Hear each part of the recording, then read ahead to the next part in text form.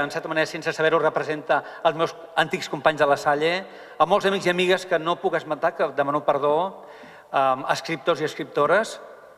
Moltes gràcies.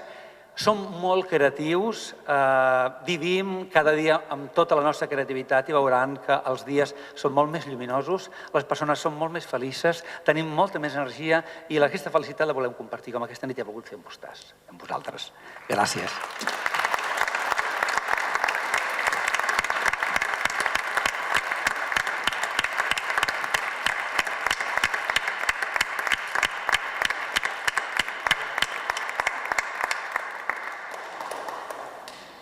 Doncs bé, després d'en Jordi val més que no diguem gaire cosa, perquè bé, sembla que està bé quedar-se amb les seves paraules com a record final d'aquest acte.